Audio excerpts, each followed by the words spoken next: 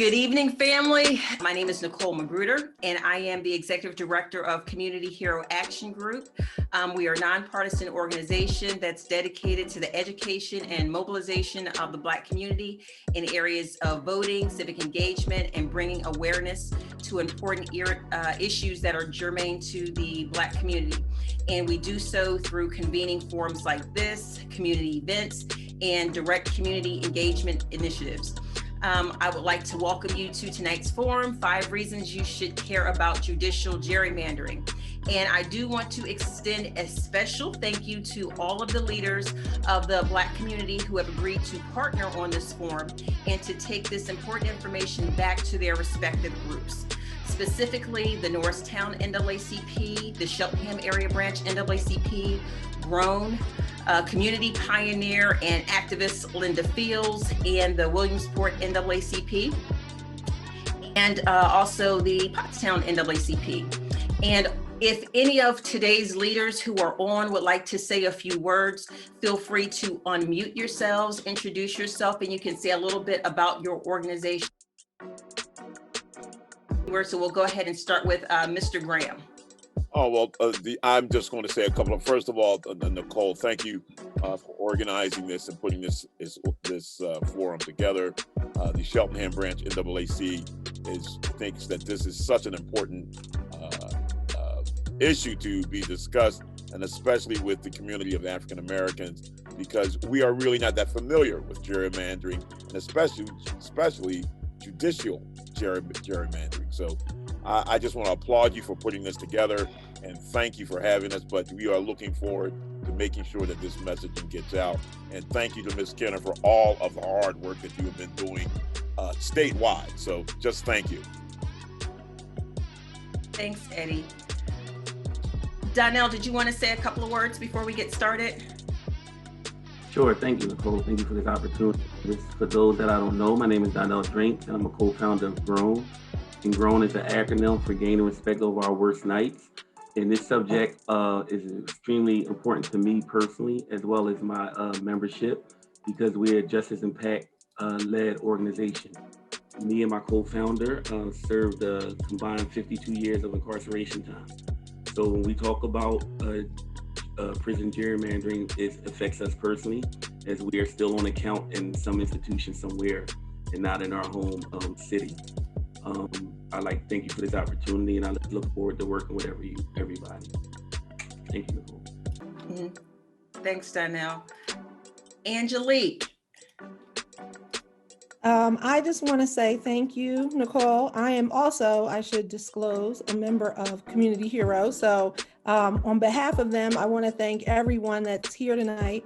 And on behalf of the NAACP, I want to say thank you so much to Khadija for all the work that you have been doing. You have been working nonstop, trying to get information out about this important issue. And it's so important. And I think our community in general just can use all the information possible. It's just critically important that we continue to spread this message. So thank you all so much. And thank you for having me. Thank you, Angie. I'm at Gigi, but she doesn't know that I'm smiling at Gigi, but she, but that's okay. I'm not, but we do post on our, I'm from Pottstown NAACP, and we're trying to educate our members as well on this issue. So whenever we have the opportunity to post about forums that people can join in on, we do. Okay, great. Thank you. Thank you. It's nice, short and sweet. Is there anyone else who just wants to say a couple of words before we kick this off? All righty. So thank you, all the community partners that are here, and I should say leaders, because it's very important that folks hear the message from those folks that they trust, the trusted messengers in their community.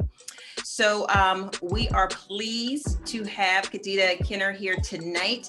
She is the campaign director of Why Courts Matter, which is a coalition of organizations and advocates who have come together to ensure that our federal courts work on behalf of all Americans in keeping with core constitutional values of liberty, equality, and justice for all. Khadija is also the director of campaigns for the Pennsylvania Budget and Policy Center, which does policy research and analysis, advocacy, and mobilization to provide economic equality and help everyone thrive: white, Black, brown, women and men, immigrants, and native born.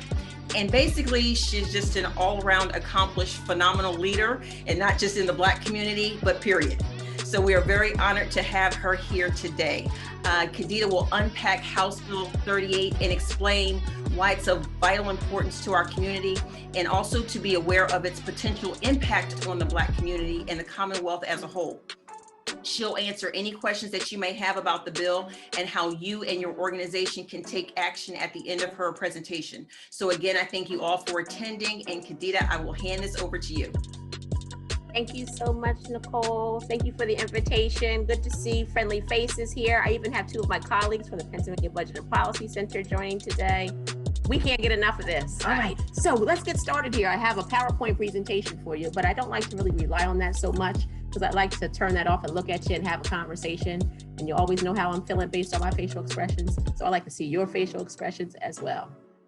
So I'm going to pull up the PowerPoint, and just to get an idea, so I understand we got Pottstown, NAACP, a couple of other NAACP branches here today. I can say I'm a proud member of the Harris, and that Dr. Oh my God, what's with me now? Deval Flynn, Dr. Joan Deval Flynn is a board member of mine. And she's a board member of our parent organization. And so she's been very helpful. And I know that she was past president of the conference. So good to see you out there today. So I'm going to pull up this PowerPoint presentation and get this thing started. Before I do, I just want to get a basis of where you all are on the courts. Like, if I'm asking you if you need a 101 or 301 or your 1000 level, where are you? Where are you on courts? I know we have an Esquire here, so I don't have to go there.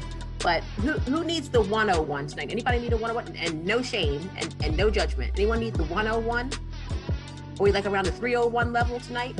Kind of where we are? 301 level? Okay. All right, so let me pull this PowerPoint up.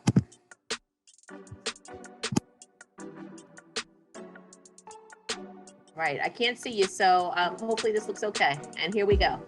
So as was mentioned, one of the campaigns of which I'm director of is the Why Courts Matter campaign. And this one originally started off as a federal campaign where we're just trying to fight back against the Trump administration's problematic judicial nominees. This one has been around for more than 10 years, this coalition, and mostly federal work. But because Pennsylvania has just been a hotbed of power grabbing, we've kind of reached out now and branched out into the state courts and doing some state court work since at least 2018. So I do want to just give you a basic, 101 here with the judiciary, just so you can see the hierarchy, and we can talk about the kind of functions that they have. So, I'm going back to our 9th and 10th grade years here, where we learned about federalism. And because of federalism, we have both a federal government and federal courts, and then we have our state government, which have their own court system. And so the state courts are the final arbiters of state laws and the state's constitution, and their interpretation of federal law and the United States Constitution may be appealed to the United States Supreme Court. So this is a kind of look at the hierarchy of our courts. We have our minor courts there at the bottom. These can be traffic courts, they could be municipal courts, minor courts, although they could hand out and dispense justice of up to like 5 years, I believe. So it's not that minor. And then you have the courts of common pleas. So if the minor courts can't handle it, it will go up to the courts of common pleas. And this is pretty much where all court cases will stop. You are not, the likelihood of you having your case heard by the Superior Court or the Supreme Court or even the Commonwealth Court, it's just not, something that typically happens. So most cases stop there. It's the trial courts. They hear lots of cases, domestic issues, child support, crime, civil, all kinds of cases at the courts of common pleas level. And we vote for those folks, those judges, by county. So if you live in Philadelphia County, you're voting for Philadelphia Courts of Common Pleas judges. You live in Montgomery County, you're voting for Courts of Common Pleas judges from Montgomery County. And then the Superior Court and the Commonwealth Court are your appellate courts. So if you have a reason that your case could actually move up the rung there to the appellate court level, you'd be being heard in the Superior Court or the Commonwealth Court. And then the Supreme Court is just the pinnacle here of the state courts in Pennsylvania. And you can probably win the Powerball faster than you can have your case heard by the Pennsylvania Supreme Court. So just to get a look at this, I just want you to see these faces because this is going to drive home the point. I know that Nicole invited me here today to talk about the 5 top things. And so one of them is the fact that we are really lacking in racial diversity on our appellate court benches. And you'll see this from the picture. There's typically 15 judges. There are 15 judges who sit on the Superior Court. We currently have 1 vacancy. There's more than 15 folks in this picture because some of these judges are on senior status, so you can ignore all that. But what I want you to take a look at in the middle of the picture is Judge Carolyn Nichols, Superior Court Judge Carolyn Nichols. She is the only person of color who sits on our appellate courts. There are 31 appellate court seats, and she is the only one, which is like 4%. So the Superior Court, founded in 1895, it's been around for some time. One of those 2 intermediate appellate courts I talked about. They hear criminal and civil cases, and we elect these folks currently in a statewide election, right? And they serve a 10-year term. It's a partisan election, so you'll see a D or an R after their name the first time they run for office. And after their 10-year term, we have the option to retain them or not in a nonpartisan election, because you'll see their name. You will not see a D or an R next to their name. You will just see yes or no, and you can choose to retain them or not. And as I mentioned, we actually have some work to do in terms of racial diversity, but we do a pretty good job here in Pennsylvania in gender diversity.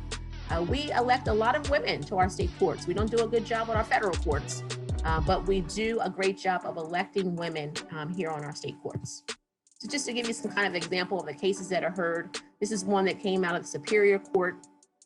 They found in favor of this young boy's family, young J.R. here. He was shy of his 14th birthday when he was killed by a friend after unloading the clip of his father's handgun, shot J.R. and killed him. The Pennsylvania Superior Court found that the Federal Protection of Lawful Commerce and Arms Act to be unconstitutional, which allowed for J.R.'s family to seek accountability and justice for his death. This is out of Westmoreland County, and his case went up to the Superior Court. This is a good look at the Commonwealth Court. This is uniquely Pennsylvanian. You won't find this in other states. Founded in 1968, it is the other of the intermediate appellate court alongside the Superior Court.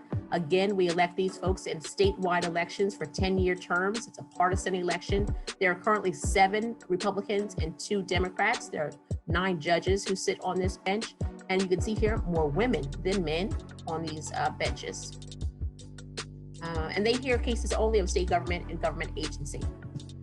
Here's a case that was heard here. We have Miss Lorraine Hall. She is from Philadelphia. And remember back in 2019 that we had an opportunity to vote on a ballot referendum question about Marsy's Law, that crime victims bill law. Well, Miss Lorraine, she lost both her brother and son to crime. She's gone through the criminal justice system herself. And she is someone that when the 2019 election came, she couldn't vote for parts of that amendment. If you remember taking that vote a couple of years ago, there was a lot going on with Marsy's Law. There were some things that we agreed with, some things that we did not agree with. And because there was so much going on with that referendum, the Commonwealth Court actually ruled it unconstitutional and invalidated all of our referendum votes. I'm saying that the law tried to change too many things at one time. So I'm sure that this will be appealed up to the Supreme Court. And here it is, the Supreme Court of Pennsylvania. Fun fact, it is the oldest appellate court in the nation, founded in 1722. There's 7 justices who sit on the Pennsylvania Supreme Court. As you can see, 4 men, 3 women. So again, good job with the gender diversity. They serve again 10-year terms. We elect them in partisan elections. And this is the only court that leans Democratic, 5 Democrats and 2 Republicans. A fun fact here, another one. The gentleman in the center is Chief Justice Saylor. He's actually retiring soon, and that's why we get an opportunity to vote for another judge in this coming election. And he will be replaced as Chief Justice by the woman to his right, Deborah Todd. She will be the first woman in Pennsylvania history to be the Chief Justice of the Pennsylvania Supreme Court. And another example of the kind of cases that are heard, this is Kiera Tucker out of Delaware County. And like many folks out here who sent away for a mail-in ballot, she did not get hers back in time. And so she had to vote with a provisional ballot because we're always told never to leave the polls without voting. And so she did vote with a provisional ballot, and she got a letter in the mail telling her that her vote was being challenged. But we all know all of the litigation that happened this past election. The Pennsylvania Supreme Court ruled that her vote should count. They rejected attempts to contest those provisional ballots, those mail-in ballots. Maybe if there was a naked ballot, remember hearing that, naked ballot, or maybe didn't have a date, etc. So Kiara's ballot and voice was heard and protected by the Pennsylvania Supreme Court. I show you this one here. You know, I'm today with the NAACP and others, and so I like to pop this one up sometimes. And we know that this is Meek Mill, rapper Meek Mill there on the right, and the judge that it's kind of made his life a little difficult, you know, in terms of him working and serving probation and everything he's gone through in terms of that. And I bring this one up to say is that, you know, I talked about retention voting and the fact that we have the option to retain judges or not. This judge is actually up for retention in 2023. And so I wonder to myself, what will Meek Mill do about that? Will he vote to retain her? We have that ability here in the state of Pennsylvania, one of only 8 states in the country that actually elect our judges. So you have the opportunity to elect a judge that would potentially, you know, be sentencing you or, you know, dispersing justice on you. So just something to think about. All right, so I'm coming here towards the end of that because I want to talk about this House Bill 38 and why we need to care about that. And we're going to dig deeper into House Bill 38 and what that's all about. But it is about protecting our courts. And so we'll talk about that in a second. But when we talk about the courts that we want to protect, you know, obviously the day someone's in a courtroom is either maybe the best day of their life or it's the worst day possibly of their life. But we know what it means to have a judiciary that's independent, to be fair. We want just courts, we want fair courts. And so in order for our judiciary to be independent, we need to make sure that the judges and the courts are impartial, that they're free from conflicts of interest and undue influence, that they're ethical, that they follow clearly defined rules of behavior, that they're fairly selected in a process that's fair and impartial. We have that process currently in the state. We need to make sure it's insulated from any political pressures. We don't need outside branches of government interfering. That is transparent, that it operates with full disclosure of a judge's financial obligations and ties and interests that may influence this judge's decisions, and that they are evaluated and monitored, that performance is regularly evaluated by a neutral, nonpartisan, non-interested group. That they're resourced. I come to you today as the Director of Campaigns for the Pennsylvania Budget and Policy Center, and I know, and you know, that when we have a gap in our budget, what does the state of Pennsylvania do? We cut funding for our schools. Maybe we cut social safety net programs like SNAP. Well, we can't do that and we shouldn't do that. And we should also make sure that our courts are publicly funded and fully funded and protected. And the last here is discretion. We want to make sure in order to have an independent judiciary and hold them accountable, we need to make sure that judges have the ability to make appropriate decisions, accounting for specific circumstances like sentencing, bail, and early release. So I have a quick, I'm going to take us all back because this is the train the trainer. I know I'm training you all here to take this back into your branches and your communities to talk about this. And so if I'm trying to break down what House Bill 38 is all about, I can show you better than I can tell you. And so we have a Schoolhouse Rock-esque video to show you. It's a 2-minute long video just to explain what House Bill 38 is all about. And I know we're talking about, you know, gerrymandering here in this situation, and there's all types of gerrymandering in the country, right? So there's political gerrymandering, there's racial gerrymandering, there's prison gerrymandering. Well, I'm introducing you today to judicial gerrymandering. Hey, Pennsylvania. You know how we've been fighting gerrymandering? Where politicians draw legislative maps that give them an unfair advantage and take away democratic power from voters? Well, those same politicians want to do the same thing to our judicial elections. Judicial gerrymandering changes how we elect judges to our state's highest courts, including the Pennsylvania Supreme Court. We elect judges statewide today. A proposed constitutional amendment would give legislators the power to create districts to elect judges. And just as they gerrymander legislative maps to favor their preferred candidates, legislators would do that with judicial districts as well. So why is this so bad? It's pretty simple. Judicial districts are a solution in search of a problem. Look at our judges and justices, and you will see that they are from all over the state. but electing judges in districts could make it more difficult to put the best qualified judges on the bench in particular elections in the future. We want the best qualified candidates from the state to be judges in our courts, no matter where they are from. There is no Montgomery County or Elk County way to interpret statutes and the Pennsylvania Constitution. Most importantly, electing judges in legislator-drawn districts would undermine the independence of the courts and the separation of powers. Allowing legislators to influence who gets on our courts would enable them to influence the decisions they make, undermining the checks and balances so critical to our Constitution. Our appellate courts make major decisions regarding civil liberties and rights, educational funding, environmental protection, and gerrymandering itself. We must protect the independence of our courts. All right. I hope that Hey, I hope that was good for you. I hope you learned something there and it kind of broke down what judicial gerrymandering is all about, and we'll talk a little bit more. But before I take this PowerPoint down, these are the kind of things I want to talk about, with you face to face, which are the attacks on democracy here, and that's a small d, democracy, and the independent judiciary from a historical perspective and what's happened recently here in Pennsylvania. Talk about why House Bill 38 is problematic for us in our communities, what's at stake for us in our communities, the facts and the myths. There's a lot of myths out there about this bill, and I want to make sure we dispel those today with the facts. And then where this bill is currently, what's happening with it, what do we see happening with it? And then finally, a call to action, because as my man, Bayard Rustin said, that the proof that one truly believes is in action. So we need to make sure we're doing something about it. So I want to show you some graphics here before I take this down, because I want you to get a good look at this, because this is how I'm feeling about this House Bill 38.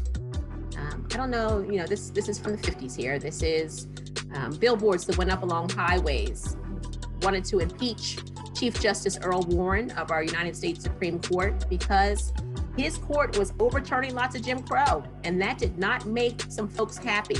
One of those being Brown versus Board of Education. That came out of this court, ensuring that, you can't have separate and equal. And so because of those decisions that were coming out of Earl Warren's court, organizations such as the John Birch Society, if you can Google those folks if you like, that's an interesting read. But folks like the John Birch Society and others plastered these billboards all over the South, particularly. As you can see, there's a Confederate flag in one corner and the American flag in the other. And this is in the 50s here. And they wanted to impeach him for the decisions that were being made in his courtroom. And I show you this picture to show you this next picture, which is here in Pennsylvania, just 2018, February of 2018. Pennsylvania had legislators who wanted to impeach our Pennsylvania Supreme Court justices based upon the decisions that they were making. If you remember what happened in 2018, we had very unfair congressional maps. Our 2011 congressional maps were unconstitutional. They were gerrymandered in the worst way possible, in the worst gerrymandered maps in the country. And so the Pennsylvania Supreme Court overturned those maps and ensured that we drew new maps. And because of that, we had folks like State Representative Chris Dush out of Indiana and Jefferson County, who drew up, legislation to try to impeach our Pennsylvania Supreme Court justices based on these decisions. He is now state senator, Chris Dush, so he's been elevated. So this is another example of power grabs, and when you don't like decisions that are coming out of the courts, that you try to impeach the justices, and that is straight out of Jim Crow. So I'm going to talk about JIPA in a second, but I'm going to take my screen down here for a second. Make sure there's nothing else I want to show you. We're good. I want to take my screen down for a second and have a conversation with you about those things that you just saw and why House Bill 38 is problematic. So I'll kick it off this way. We saw what happened on January 6th in Washington, D.C. There's hearings going on right now. There's a trial going on right now, I should say, about what happened on January 6th. And we think about that, and we think about how we had insurrectionists try to overtake not only the Capitol, but our democracy, small d democracy. And the thought here is that they weren't appreciative of the results of our election was one thing among many other things that probably brought them to that building that day. They believed that someone else won the election. We all know that to not be accurate. We knew that folks of color showed up and showed out at the polls in this past election and made our voices heard. And so it's another example of, the power grab, the example of not believing facts. This is just another example of trying to upend our democracy. And this is kind of what is happening here in Pennsylvania, because if you remember, we have a state senator here who was helping to fund that insurrection, who currently still sits in Harrisburg, right? And so if we're going to allow that, imagine the types of legislation and things that they want to move through the halls of Harrisburg unchecked. If they can have a court that's very favorable to them. And right now, the Pennsylvania Supreme Court has not been favorable to that nonsense. So this is a checks and balances issue here. We have three separate co-equal branches of government. And when we don't sometimes have love for the executive branch, our governor or our president, or if we don't have love for the Congress and our state reps and senators that are part of the legislative branch, it is that judiciary branch that we have some kind of affinity for. We have some kind of love for the judiciary branch because we know that's where people go for justice. But we also know that justice is not always blind. So there's two sides to that too. But we also know that we have to protect that independent judiciary because they're the saving grace for a lot of things that have gone wrong here in this country. Legislation that's been passed that has just been downright terrible and racist and sexist and all the other ists.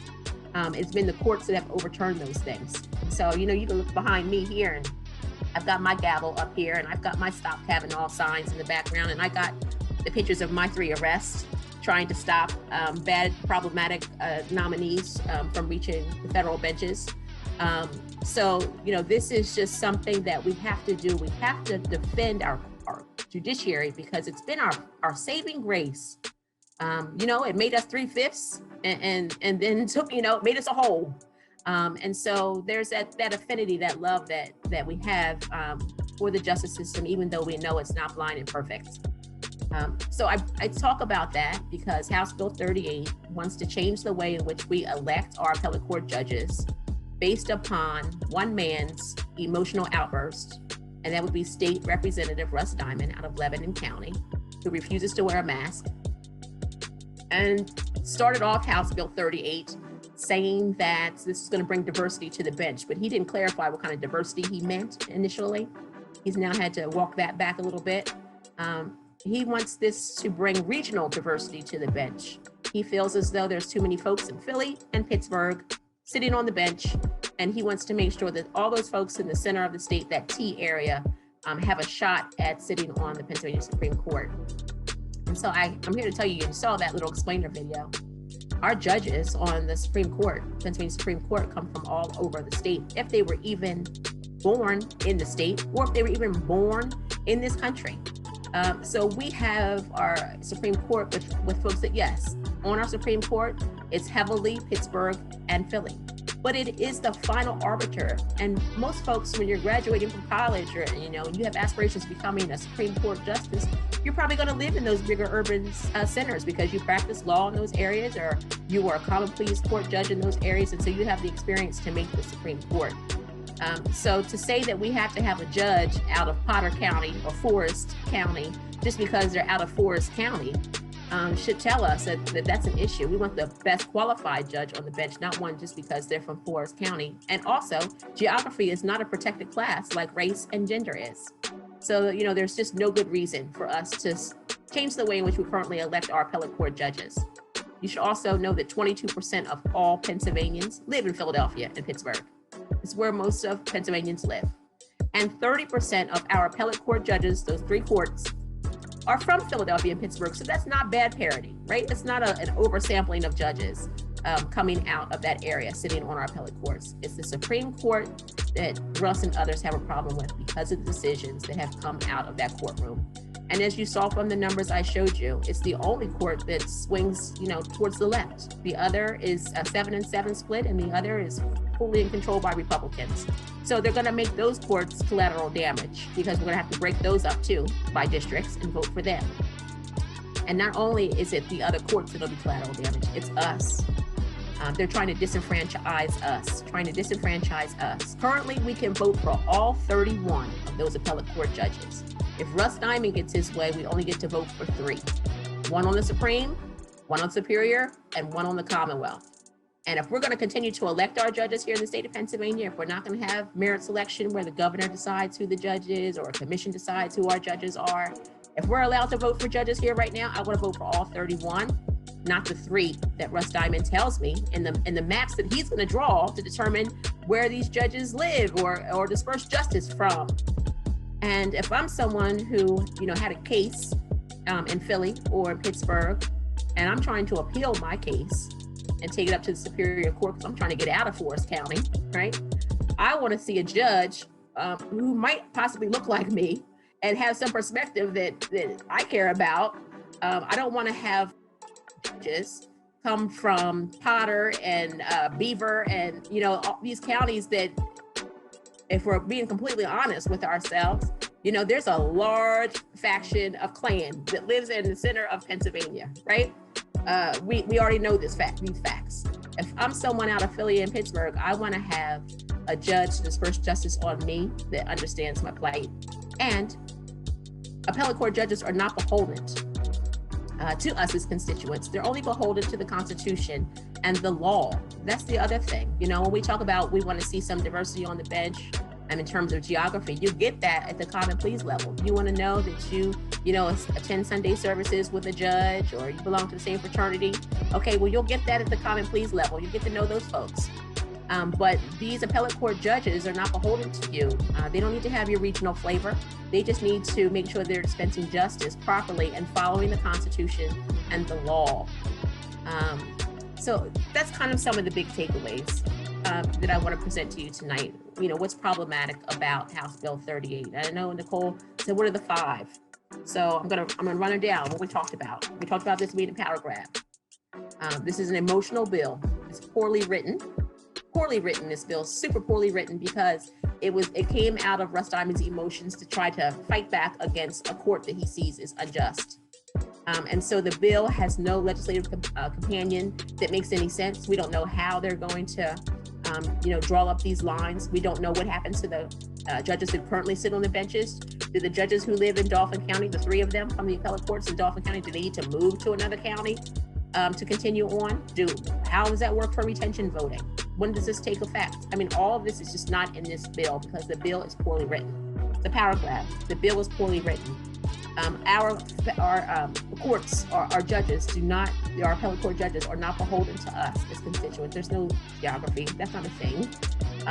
They're not beholden to us, they're beholden to the Constitution and to the law. And then this is an opportunity to disenfranchise us. It's an opportunity to disenfranchise us the way they wanted to do in this past election by making it very difficult for us to vote in the middle of a global pandemic. This is another way to take away votes and change the way in which we currently elect our appellate court judges. And then the last thing is that this is going to do nothing to put racial diversity on the bench. You saw that graphic. 1 judge in 31 is a person of color, 4%. The 2 states that vote for their judges this way, Illinois and Louisiana, 2 states that have a population that's greater than 40% people of color, they still have not seen more than 1 judge at a time sitting on the bench that's a person of color, if at all. This does nothing to help bring racial diversity to the bench. It won't help gender diversity either. We do a good job as it is right now when we elect women statewide, but if we change this, the center of the state particularly will see less women judges on appellate courts because these appellate court judges come from the lower courts. They come from the common pleas courts. And because the center of the state does not do a good job of putting women on the common pleas courts, it's going to be a harder time for women to actually rise up and elevate into the appellate courts coming out of the center of the state, because apparently that's pretty much where these judgeships are going to live. They'll have a judge in Philly and a judge in Pittsburgh, and then the center of the state's going to have like 4 or 5 of the Supreme Court judges. And so it's not going to bring that diversity that Russ Diamond initially talked about. So that's kind of, where we are. There's other things that I can talk about here, and I want to open it up now to some questions. And I know the Esquire had to leave. I know Eddie had to leave. for another meeting. So that's good. Might be had some really tough ones for me. So anybody have any questions for me tonight? Khadija, one was submitted. So playing devil's advocate, are there any good aspects of the bill? I got this question last night, and I think Angie saw me answer that question. And I'm like, I have to stop laughing to even, no. No, you can mean that. There is nothing good about House Bill 38. And this is how we know this. Russ Diamond is the only person that has come out in public to speak up on behalf of House Bill 38. Not one organization in this state has issued a statement in support of House Bill 38.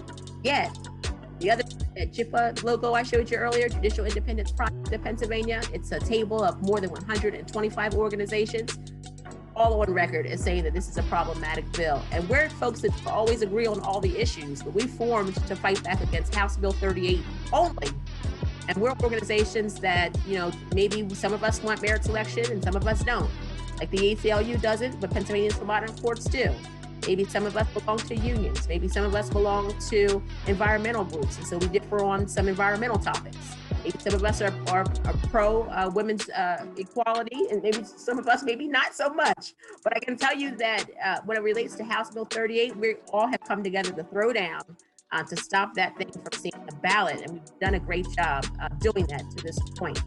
So to the question in the chat box, there's not a darn thing good about House Bill 38. It is a bad bill. It was poorly written, and it will do nothing in this state besides grab power from us and from the judiciary branch and give it to the legislators to draw maps that favor them and the things they do.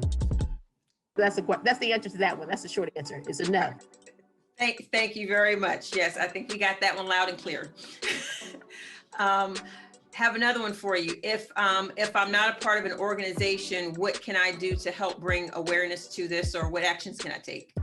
Okay, so I dropped that in the chat box. I'll do it again for those who may have come in a little later.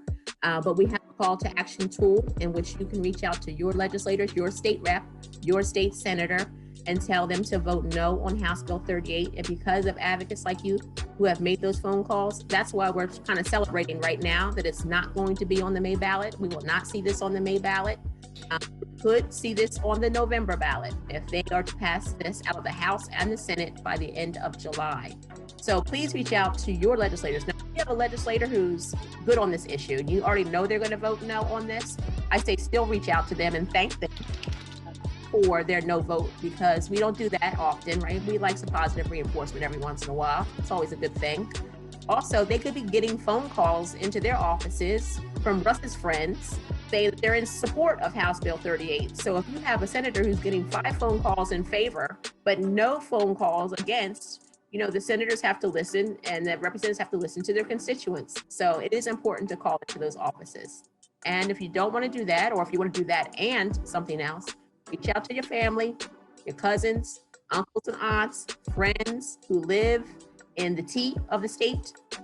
Reach out to your friends and family who live in Bucks County. That's a big one. Bucks County, any family in Bucks County. Reach out to them, have them call their legislators. Because, a legislator who's not yours doesn't care what you have to say. They're not going to write down your information and tally that up. Now, the only exception to that is reaching out to leadership. So leadership is fair game because they're, making laws that's going to impact all of us across the entire state. So if you want to reach out to the speaker, if you want to reach out to the majority leader, you can do that too. And you should do that too. They need to hear our voices as well. All right. Thank you. Is there anyone else that had any questions? Because I had something else that I wanted Khadija to speak about, and that's the JIPA table. Just for those folks who might not be aware, you could give some details because I think that's huge. Can I say real quick though? Sure. Because we're just coming through this whole Black Lives Matter moment, and you did point out the lack of diversity. I know I had you on a call to talk to some of, young students that I work with. What do you think we can do better to start to actually see more diversity on the courts in Pennsylvania? Yeah. I got this question last night in the presentation I did, and it's, this is my thing. sometimes you got to see it to believe it, right? You got to see a person in that position to think that you could actually be in that position yourself. I know a lot of us felt about that, about, Barack Obama, or how we feel about that with Vice President Harris. But because there's only been one person of color to sit on our appellate courts for a long time now, people haven't seen it. But here we are, Black women in particular, one of the most educated demographics in the entire country. We're going to law school and medical school at record numbers right now. We have to put away this notion that we're not qualified to do certain things and run for it. We have lots of Black women attorneys that are working in criminal justice, who are public defenders. They need to run for judgeships. If we're going to get diversity on the bench, and that's all, it's one person of color. So we're talking about the Asian community, the Latinx community. If you're part of this community, you need to run for office, because I can tell you there's some mediocre folks who are running for office and winning, and they don't have the qualifications that some of these others do, but they think they can win and they think they can do it, and so they run. And so if we want to see ourselves on the bench, we're going to have to put ourselves out there and run for these judgeships. And then when these folks are out there, someone's got to support them. You got to support them. I'm coming to you from a nonpartisan organization, so I'm not telling you who to vote for, but someone who's interested in seeing someone of color on the bench. When you see them running, you got to support them. Thank you, Khadija. Did anyone have anything else before Khadija talks about the JIPA table? No? Okay. All right. Well, a lot of times, we hear about these tables information and we're like, well, how do we get a seat at this table? Why come I wasn't invited to sit at this table? Well, our organization is the lead convener of this JIPA table, Judicial Independence Project of Pennsylvania. And I'm here to tell you, if you would like a seat at our table and you're down to do the work to stop House Bill 38, you should be at this table, and not just sitting at the table, but vocal at the table, helping with the strategy around defeating House Bill 38. And because the JIPA table is so diverse, from Black Voters Matter to the API-PA groups, to environmental, the unions, the grass tops, the grass bottoms, or we don't call it a coalition because we don't agree on everything. We're calling it a fight back table, but we are broad and in charge because we look like Pennsylvania, and we're fighting back together as Pennsylvanians against House Bill 38. And so if you're someone who would like a seat at the JIPA table, your organization, or you as an independent person, because there's a few of those at the JIPA table too. I did drop that in the chat earlier. I'll drop it again for you to have that information so that you can come join our meetings. Now, because we've done such a great job, we only have one more meeting to go. And then we're going to table the meeting and just meet monthly instead of weekly like we've been.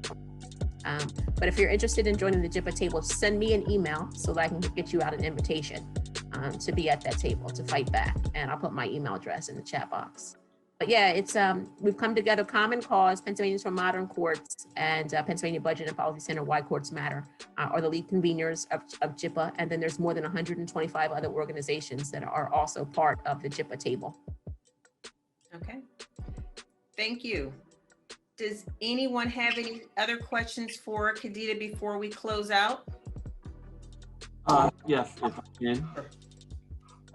My one question, usually when we talk about different mandering, we usually look at a certain demographic as supporters, more so the middle class and the higher echelon.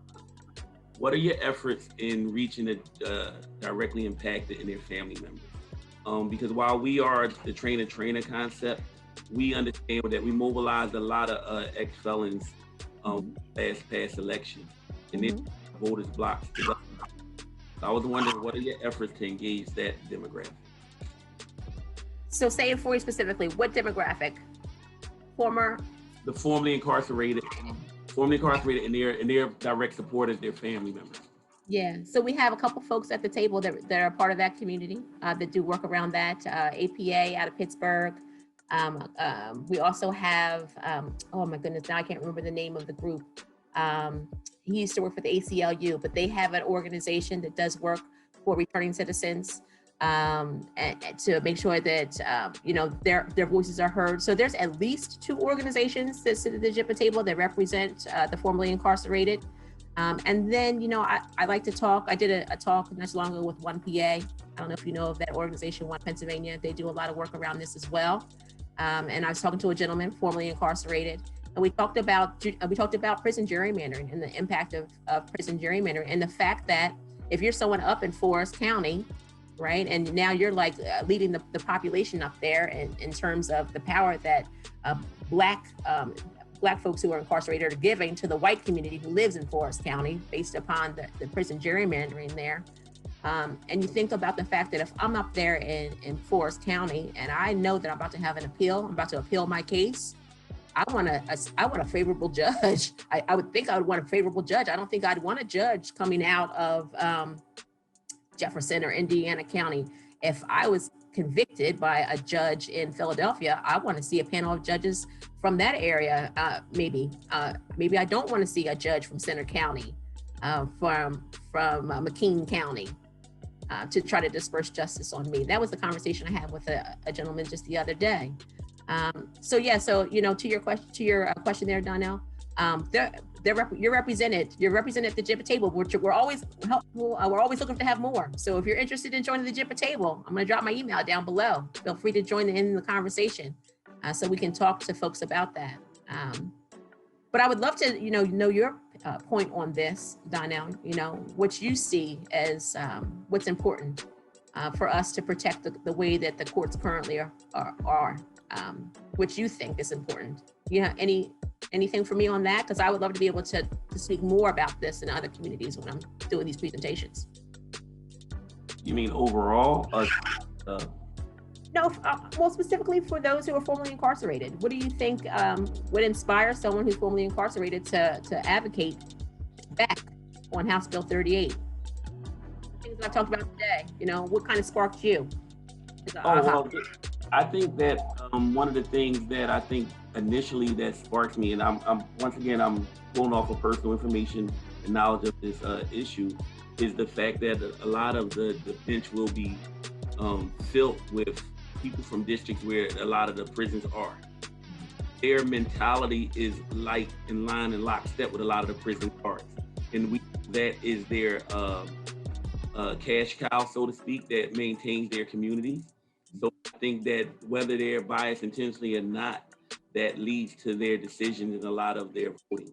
And I mean, I wouldn't dare cast aspersions on anybody. I would like to believe they're impartial, but coming from certain communities and knowing that your decision can change the economic impact of your neighbors is a direct issue. So just having the opportunity to have the judges come from a diverse population that where right down the street might not be a SCI will be issue. So that's an issue for a lot of people that's formerly incarcerated that have a different voice, so to speak, involved in the process.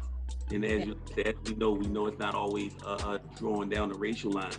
Sometimes it's just the geographical lines on how they view people from Pittsburgh or Philadelphia, the big cities. That's an issue that needs to be discussed openly when speaking to the demographic of formerly incarcerated. Thank you for that. I appreciate that. It'll help me for future presentations. All right. Kadita, I think we are going to go ahead and close out. I want to thank you so much for your time. This was super helpful. I think that everybody really got a lot out of it. And like I said, this was kind of like, you know, that train the trainer and, you know, try to get those, a lot of the leaders that haven't been necessarily touched yet and heard about this, you know, in a really comprehensive way. So I'm glad that, you know, you gave us some of your valuable time tonight. And I want to let everyone know who attended. If you haven't already done so, please be sure that you follow Community Hero on Facebook at Community Hero PA. And this form will be uploaded there, as well as our, like I said, our YouTube channel. I mentioned that at the very beginning, and we're going to chop up this form and pull out those key points so that you can still share it. Like Kadita said, yes, it probably won't end up on the May ballot, but it might pop back up. So it's important for us to keep messaging throughout the election season so that we're not trying to rush at the end to educate our community. So this will help us keep the awareness up and give us something that people actually like to watch, which is videos. So be sure to, if you follow us on Facebook, all the important links that Khadija provided tonight will also be there for you. And I want to say thank you to all the partners. And if you have any questions, please be sure to reach out to Khadija. She's very much accessible and a wealth of knowledge if you need to follow up with anything after this forum. So I want to thank everyone again for attending, and be safe out there, be bold, stay educated, and more importantly, take action. So thanks everyone.